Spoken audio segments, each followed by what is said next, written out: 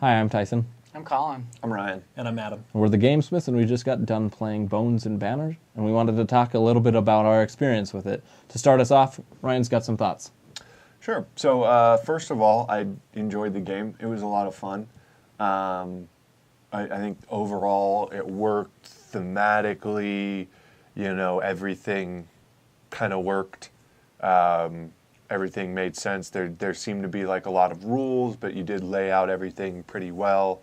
The rule book was organized really well. You had a nice summary at the beginning. This is what you're gonna do. You're gonna fantasy battle each other. You're gonna roll some dice, and you're gonna get some lands that give you bonuses. That all worked very well, and then did a good job of explaining all the cards and then going through the rule phases and explaining each phase in depth. So overall, it was pretty easy to follow.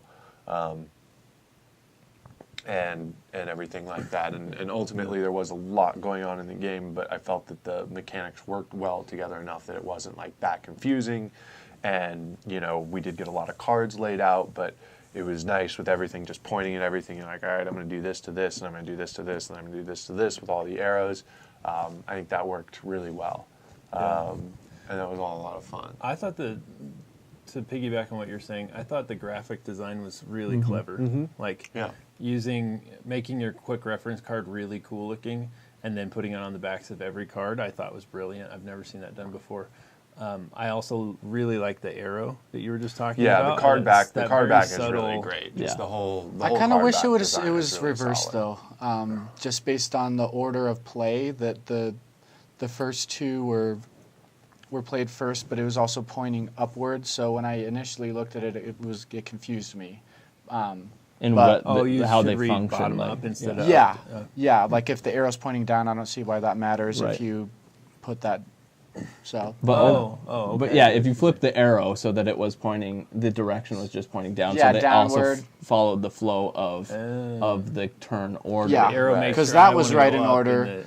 Because The turn order wants to go I down. kind of thought like chutes and ladders, how you kind of go from the bottom, like just the graphic was kind of like down, and it was kind It of was like winding zigzagging up. up. In the arrow, I can see So- that. But the graphic design was really good, and one of the things that I Yeah, liked, it was beautiful. It was.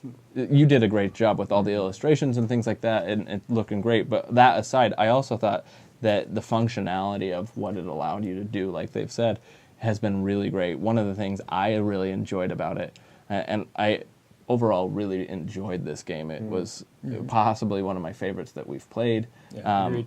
But one of the things that I thought was unique and really fun was the take on deck building that you put in there without having to every turn get rid of the extra cards in your hand, and then you had that little bookmark shuffle your card, which made it really fun. And at first I was really skeptical about that. I was like, what's the difference? What's the point? But as soon as I got to playing it, and I realized, oh, this is really nice because I don't have to keep track of when I need to shuffle my deck. I just keep putting stuff in, and eventually I'll know. I thought that was really elegant. Well, in most deck builders, you get junk cards, and then you upgrade them throughout the game. But this one, I felt like the starting cards could really hang with the... Yeah, They had great synergy. Yeah, improved and a cards. lot of the improved cards were basically just more of the same, and it does a lot to throw off. Like a lot of the improved cards had very similar of the basic ones. So yeah, they weren't overpowered at all. They just changed up and that actually kind of, to be honest with you, bit me in the butt a little bit. I was expecting all of those cards to be like much more powerful, and so my plan was to just stack the bottom of my deck with all these cards, and then like towards the end just have really powerful hands that no one could do anything. But I'm like, oh, all of these are just like variants, so now I have more strategic options, or people don't know necessarily like, oh, he's used 2 charge cards already. This third charge card is a bluff. Well, no, he could have an additional charge card, and it's not necessarily overpowered. That it's just this bomb that's going to destroy everything, and I win the game just because I got that card out of the deck. But it is enough so people can't count your cards and figure out, oh, he's charged me twice and he hasn't reshuffled yet. Right. This third charge is a bluff. I don't have to. With I don't all have to going deal on with too, that. it'd be so hard to Right. keep track of somebody doing that. It As is. crazy as a 4-player. But you bring up a great point, that because this game is clearly not designed as a 4-player game, but it works as a 4-player thought it game, really which is worked. really fun, and I really like that. But I can definitely see why you label it as a 2 to 3-player game, Yeah. and you can get additional decks to combine it because it works like that. I see a lot more contested Yeah. territories within 3 people. Yeah. Because in this, there's a lot more chance that one person's not going to be attacked or defended. Yeah. And They so can't. we did all have a lot of fun with the game, but we did want to give you. Well, I just have a little couple bit- oh, yeah. more Okay, things go that I really enjoyed. I really enjoyed rolling the dice to see that Definitely. random, like you. ahead. Yeah, Drafting the dice drafting was that fun. every Yeah, time. that was really fun. I could see how drafting our starting 6 cards off the top would have been really fun too. Now Yeah, the that. game- Yeah, I would have liked to do that. Right. That'd Well, be and that's really always cool. something you never want to draft your first Right. playthrough of the game because there's Right. just no point and it takes forever. But once you learn the mechanics of it, yeah. Yeah, so I thought that was great. Ryan also pointed out at one point how the icons on the back of the card, if you remove like an extra sword or something like Right, that, kind actually of laid spell out out that. that doesn't seem as intentional, but I just think there's so many little elements of your game that just were very clear. Like there's a lot going on, but the iconography and the way you arranged it all was just excellent, really And excellent. it's just very different. It was a very unique game. yeah. And I haven't played anything quite like that. And we played a lot of games. Yeah, I second what Tyson was saying. It is definitely one of my favorites we've played as the Gamesmiths. So, great job. Yeah. So, and we all did enjoy it very much. But we do have just some feedback or some tweaks you may want to make. But overall, the game is very strong. But we do want to give you some advice here or there, things you might want to try. One of the more straightforward things is in the rule book. Check just to make sure that all your card images are updated and stuff like that. Some of the card images made references to old rules, like I think you changed attacking other creatures with smiting other creatures, which I agree with, but like some of the old Griffin card art still said attack in it and stuff like that. Other than that, I think that the rule book was really strong. It didn't. The way we read through it seems like you never revealed the lands. I think that would be one of our pieces of feedback is that you try that and try playing with the lands face up. Yeah. So people can know what lands they're going after. The way we read the rules, it seems like they're face down and you just don't reveal them until then. And it seems like the way that you've balanced the cards is the ones that score you less points, the ones that are worth less gold, have more stronger abilities, which then just leads to a level of strategy that you have, or then people know which ones you have to go after for the win. And I think it might add a different level and strategy to the game. I think the problem that we had there, or at least for me personally, was that the game did really well. We talked about the dice drafting and things like that. The game does really well at using randomness in a way that you can control. So like you feel like it's not like acting upon you. It's not input randomness, it's output randomness. And so it feels a little bit more like you can control it. But the one thing that you couldn't control the randomness about was those cards, the land cards, and not knowing how much they were valued at. And to me, one of the issues I saw was that I felt like I didn't know which one to target, and so I had to figure out, okay, who do I want to target, or which one. I really like the way that it works in the initiative and the turn order, because then you have to see, oh, well, I can wait with my charges to see which land is most available. Right. However, because I don't know the value of those, I don't know how to prioritize that, and so the problem there is that I see it as an issue of priority. And so Ryan mentioned the idea of maybe playing them face up as a solution, which I think could work really well. Mm-hmm. Another thought I had is that instead, that gold value that you attribute to each of those land tiles really is arbitrary. It's a point system that thematically doesn't even pull in to me. The rest of the game, I felt like there was a fair amount of good thematic tie-in, but that part just didn't feel thematically like a tie-in, and so I could even see you changing the end game to being something like control X amount of lands, so it doesn't matter. No Yeah. value. They're all worth Right, one, they're all worth essentially, and one. the first 1 to 10 wins. And so it depends on, do you want the cards face down, like we had discussed, and if we were playing that wrong, then it seems like you may have a solution for that already. Yeah, or just Well, change that in the rules. And but I it disagree a seems- little bit on that because I do agree that I want to see the lands because just thematically, if you're going out and trying to conquer, don't you know where you are? Like if I was in a bog, do I know I'm in a bog? Right. So you're going to know what you're fighting over.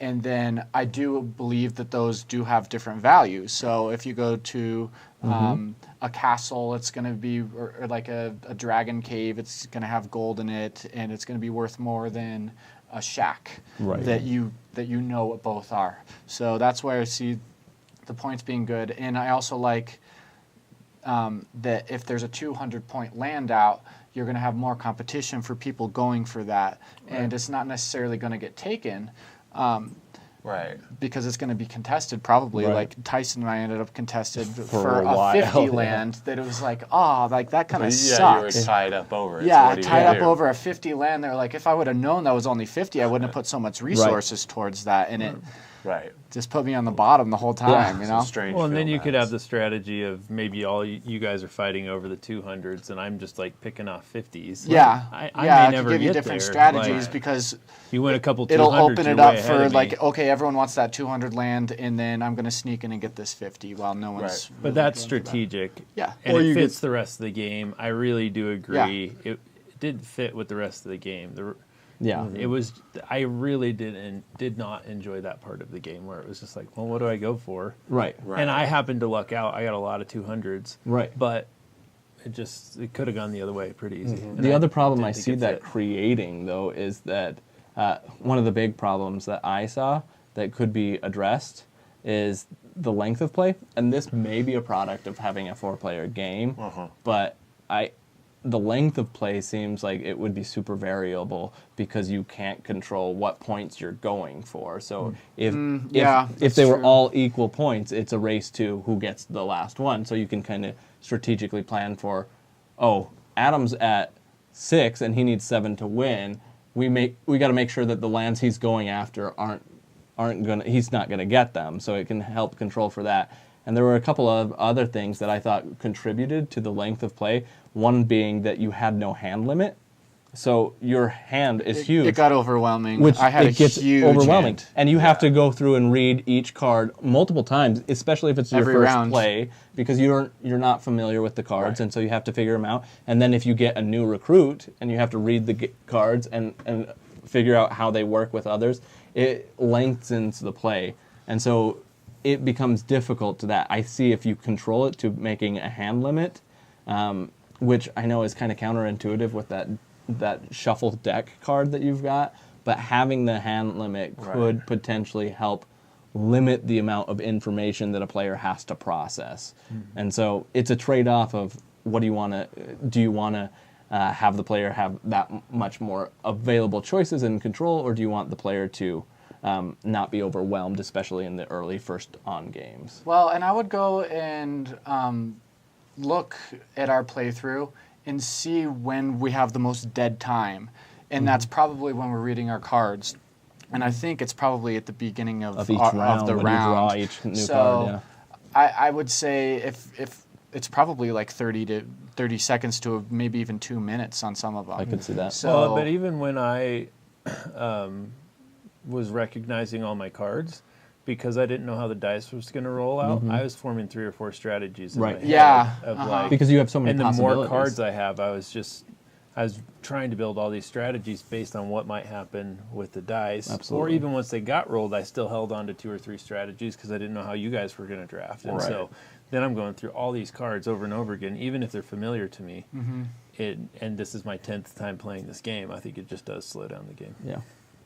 And it's always not fun to discard cards out of your hand because you reached a hand limit, but it creates an interesting choice, which Right. is fun. What So, strategy am I going to get a gamble Yeah, on? even though I never enjoy discarding a card, it does create a fun moment sometimes in you the game. do, though. do Sometimes you're like, push I that. really don't want this. And I had a certain land that you could lose the top 3 cards of your deck. And I wish that you could lose the bottom 3 cards of your deck, because I didn't see any way to know what was on the top of your deck. But you always knew it was on the bottom. So if you did have a hand limit and you were discarding down, you're like, I don't ever want to see that card again, so I can just lose it. And it really thins out your deck to get what you want. But because I didn't know it was coming, I never wanted to use that ability, and it was I think it was the only ability I had, other than the original discard a card. But I just used that one because I was like, I could be losing some really good cards that I'm never going to see again. Right. So. Yeah, I'd agree. Although, do keep in mind, you push that decision making off, because I've played games of Magic where I draw 90 cards, and then the end of my turn where I have to decide which of the 7 of those 90 cards that I have that I get to keep are going to benefit me the most over the next 3 or 4 turns. Like, that discard phase can also stretch if you're making people discard down at the end. So just a thought. But if you keep it roughly, if you keep that hand limit at like 7-ish, then you're talking like 2 or 3 turns worth of drawing cards before you actually have to start discarding some stuff. And I think this primarily applies to the unit cards, not so much the keeps and the advisor cards. Right, but then that gets kind of tricky. But it's then you just count the units. Yeah, and I was wondering, because it seemed like you could discard or get rid of. I feel like there's a couple ways. There was a lot. Like, everybody's homeland ability was discard 1 and draw 1. So it's like, can you discard a keep? Kind of mull through. Can you discard an advisor? That's what I was contemplating that too. That part didn't feel the hand limit didn't feel too broken though. It felt it did. I think it worked, but it caused for a lot of. I had a huge hand because of all those advisors that I got. So yeah. Or just from drawing some extra cards, or going all in on some. Like I put 3, and so I got an extra 2 that turn. So you do slowly accumulate cards, but I don't know. I think you go either way on that. I was just gonna say that with the length of play for me, the game is fun. I had fun playing the game all around, even though I knew at a point that I was probably not in the running to win. I was still having fun playing with the cards and seeing how they worked and operated and things like that. But to me, the game overstayed its welcome a little bit in that I wanted to be able to get into a new game quicker, because now I understood my strategies better. Now I could go into it a little bit again. And so it was a little too long for me, because I was like, this game is lost for me, but I think I could win my next game. And when I feel that, and I don't get to soon be able to do that, right, it becomes just maybe the draw. I know that 1,000's a nice round number, but just try dropping your win condition to 80 and see how that 800. 80. That seems a little excessive. Try dropping it to 800 and play a few games like that and see maybe that way, because this is definitely one I could see. There's not quite big enough of a card pool that I want to play an hour-long game, but I can see playing 2 30-minute hands. I'd be more into playing even like 3 20-minute ones. I'd be more into playing 2 or 3 hands of this game quickly than one epic version of this game, because you also just kind of get to the point where it's a little tougher. And maybe if you allow people to go after, reveal what the high point lands are and allow people to go after them, that'll change things up a little bit. But you do get in that point where you could realistically have 2 people each pull 4 lands, and one person be at 850 and the other person be at 250, because one person pulled 4 50s and one person pulled 4 200s.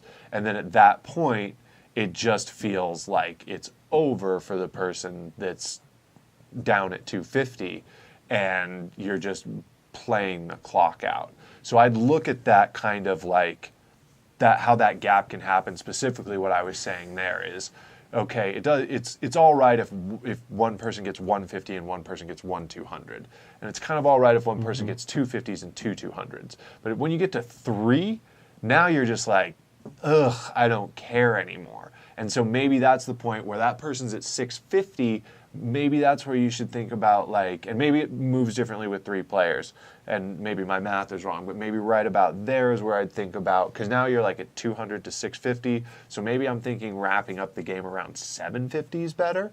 So even if that really worst case scenario happens, it's only one more round before the game's over. So I would just consider that, because it's always in a longer game. If you feel like you're out of it, there doesn't seem to be an excessive catch-up mechanic in this game. Yeah, I was out of it early on. Yeah. And it was because I made some mistakes and with turn order not being able to protect, and I just didn't understand. Yeah. So, But I think overall we did very much have fun. I enjoyed the randomness, the drafting dice, the drafting cards. You know, everything all seemed to work really well. A couple things that I would definitely suggest fleshing out a little bit more is the card that Adam had and Tyson had that allowed you to take a bow or a mage hand from the dice pool before everybody else. That was really foggy on how that worked, and there's just like, do you get to jump in line with your first pick? Do you get to interrupt somebody else's pick and just take it away from them? And then how does that affect if you're it just really screws me up, someone picking dice out of order, because then that also leads to some other strategies, because I think one time I noticed that Adam took a die out of order, and then he took a die on his turn regularly, and it got to the point where it should have ended. Right, it should have ended on you. You should have been the last person to take a die. He had the initiative. Right, but I ended up getting. So we just kind of pulled stuff differently. So that pulling a die out of turn, that didn't quite work right in the flow of the game. The making people re-roll a dice that they just picked, that I liked. The flipping them all to one side, that I liked and enjoyed. But and then the one that I had for my keep, where I could just take a magic and turn it into a sword, or take a shield and turn it in, or a horse and turn it into a sword. That mechanic worked really well, but just on a purely mechanical level, I didn't like that one. Were there any other purely mechanical things like that you just didn't like? I didn't like the support troops being before the charge troops. I would have liked to have done, maybe even choose which one you're doing. Well, no, that doesn't work. You have got to do it's either horses yeah, or because bows the situation I got into, because you couldn't see my hand, I had one of the charge guys. I had one of the special support troops that I could return it to my hand. So the charge guy that would be lost would go back to my hand, and I'd try to do that every turn and just keep protecting it. I was trying to have that be my strategy, but that was completely foiled, and I just couldn't recover after that. So you don't even need to switch that order, but you could add in other cards, like other, I don't know, you could do keeps, or you could do advisors that, like, for this turn, you switch the turn order to whatever you want, or you can do support after charge, or you can do defense last. Like, it would be cool to choose the order, because in warfare, maybe sometimes you do want to use want to use something before you would use your foot soldier. So to mix it up, that would be a cool thing. That would make my situation that happened to me a little less devastating. It happens. I tried to do the same exact thing early on in the game, and I was frustrated that I couldn't do it as well. Yeah. And I found myself using a lot of the arrow ambush cards, but rarely using an arrow support. Yeah, I just didn't see a reason to. Like, if it's harder. Well, and you can support your boots and your swords, but I didn't see any of those cards, so I was kind of it just still didn't. And thematically, in the event of a war, like, I can send my support troops out first. Sure. They get there first, then I send my infantry out, and then they get there and they support each other, because the battle doesn't start until everyone's there anyways. Right. So I also did have a problem with feeling the support arrow troops were less desirable to use. Yeah, and I would agree that I don't think it's necessarily the order of the initiative or the turn order of the die resolving as much as it is potentially that, because I felt like when I looked at my hand cards that I didn't use the most were the support cards. And that could be just a product of our play and how we interacted with one another. Or and maybe just allow support cards to be pointed at lands too. Sure, yeah. So instead of specifically, so right now, like your support cards can only target units, but if you could have the support cards target the land, then they could do something to, like, all of your units attacking at this place get one extra banner, or just support any or unit protect any contesting this unit land. contesting this Any land. ally. And yeah, you can balance that however you'd like. Or you could have the person who has the initiative get to choose the order. That could be something as well. So they have control over the tide of this turn. Oh, you could change. I don't know if I like That ever would it changing would take every turn. time. It That would is- take time, It, but it's an option. it makes the game longer and Yeah. more confusing. So, because actually, what I would do, the other one real just quick piece of advice, that little cheat sheet that you had on the initiative that just laid out the order of everything. If you could work that into the design of the card back as well, Yeah, just so that would be every awesome. card back showed the order, because we had situations where we didn't have the initiative and we couldn't remember if boots went before swords or whatever, and we wanted to don't know wanna for our ask strategy, but we don't want to like ask to tip off, what's going on. So adding just that little key on the initiative card to the back of the card would help, and I think you could work it. I think you could work it in there. And one other issue we kind of ran into was knowing if there was a troop or something left on the battlefield, who it belonged to Right. keep track of, like, I don't know, maybe have some sort of colors or some kind of markers to let you know who owns what's on the battlefield, because there could be like 4 or Yeah. 5 on there and you're like, Well, and we shoot, had that even just situation. that for- happened like 2 turns ago. I don't remember who this was. Even you could just have like 1 or 2 markers per player, Yeah. and just do it if something doesn't resolve right, or if there's a stalemate and cards are left for a Right. turn or Yeah. two, just be able to say, okay, I'm marking pile these is kind of mine, mine. or- Oh, and that was another thing that was not clear on that is the power of units. So if I put 3 swords down and I tie against Adam who puts 3 shields down and they're both at 6, when we leave them on the field, do they retain that 6 banner power?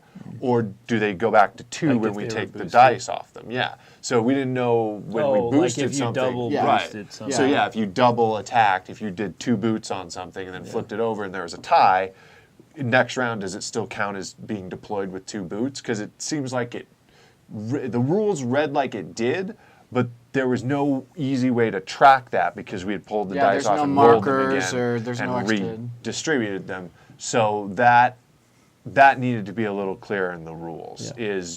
It seems like we picked those dice up and rolled them again, but I guess we could just leave them there for And they're another. no But longer, that doesn't. but yeah. That doesn't. That kind of breaks your game. So, but yeah, I think we all had a lot of fun. Maybe a couple tweaks to the mechanics. Consider making it a little bit faster so we can go 2-3 hands at a time. But hey, maybe that was all our fault for playing with 4 people. Either way, we had a lot of fun, and keep up the good work.